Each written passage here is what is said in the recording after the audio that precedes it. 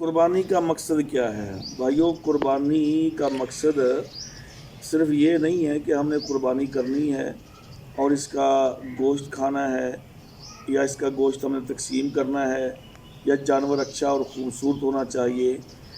بے عیب ہونا چاہیے۔ صرف یہ مقصد نہیں ہے قربانی کا۔ قربانی کا جو مین مقصد ہے، اللہ تبارک و تعالیٰ نے فرمایا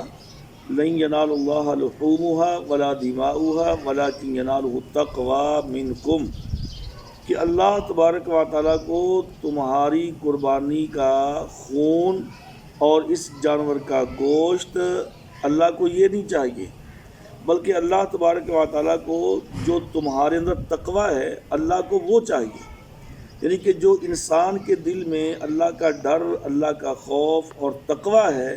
اللہ تعالیٰ کو وہ چیز چاہیے۔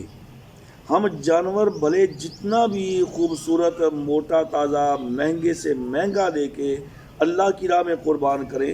اگر دل میں تقوی نہیں ہوگا،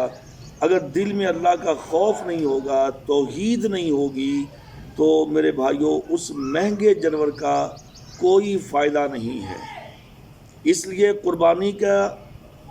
ایک تو یہ مقصد ہے، دوسرا قربانی کا مقصد یہ ہے کہ اللہ تبارک و تعالیٰ جیسے قربانی کے جانور کو بے عیب پسند کرتا ہے کہ اس میں کسی قسم کا کوئی عیب نہ ہو، نہ وہ لنگڑا ہو،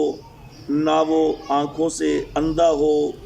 نہ وہ کان کٹا ہوا ہو، نہ وہ ٹانگ ٹوٹا ہوا ہو، نہ اس کا سینگ ٹوٹا ہوا ہو، نہ کمزور لاغر بیمار ہو، یعنی کہ ہر طرح سے ایک اچھا بھلا صحت مند توانا